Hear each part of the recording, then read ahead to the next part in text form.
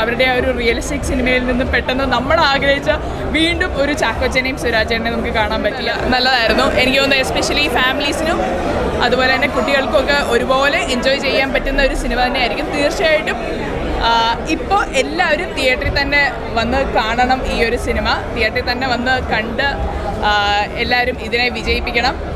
കുട്ടികൾക്കൊക്കെ ഒരുപാട് ഇഷ്ടപ്പെടും കേട്ടോ. അങ്ങനത്തെ ഒരുപാട് എസൻസ് ജെയ്ക്ക് ഇതിൽ ആഡ് ചെയ്തിട്ടുണ്ട്. ഗിറാണ് അപ്പോൾ ചാക്കോച്ചനാണെങ്കിലും ശരി, സുരാജേട്ടനാണെങ്കിലും ശരി, ഇപ്പം അവരുടെ ആ ഒരു റിയലിസ്റ്റിക് സിനിമയിൽ നിന്ന് പെട്ടെന്ന് നമ്മൾ ആഗ്രഹിച്ച വീണ്ടും ഒരു ചാക്കോച്ചനെയും സുരാജേട്ടനെയും നമുക്ക് കാണാൻ പറ്റി. അതുപോലെ അനഘയാണെങ്കിലും ശ്രുതി ചേച്ചി ആണെങ്കിലും, ശ്രുതി ചേച്ചിയുടെ ഇങ്ങനെ ഒരു വേരിയൻസ് നമ്മൾ കണ്ടിട്ടില്ല. അതുപോലെ മഞ്ജു ചേച്ചി ആണെങ്കിലും ശരി, സെന്തിലേട്ടൻ, സിബി സാറ് തുടങ്ങിയ എല്ലാവരും നല്ല രീതിയിൽ തന്നെ പെർഫോം ചെയ്തിട്ടുണ്ട്. രമേശ് ചേട്ടൻ്റെയും ഒരുപാട് എല്ലാവർക്കും ഇഷ്ടമായില്ലേ? ഭയങ്കര രസമായിട്ട്. അതെ, രമേശ് ചേട്ടനാണ് കോമ്പറ്റീഷൻ. അപ്പം രമേശ് ചേട്ടൻ്റെ ഇവിടെയും ലൈക്ക് ഇങ്ങനെ എനിക്ക് സ്ക്രീനിൽ അപ്പോൾ കാണാൻ പറ്റിയിട്ടുണ്ടായിരുന്നില്ല. ഭയങ്കര രസമുണ്ടായിരുന്നു. പുള്ളിയുടെ ഇങ്ങനത്തെ കുറേ തഗ് വെക്കാൻ വേണ്ടി ഇങ്ങനെ നോക്കി നിൽക്കുമായിരുന്നു.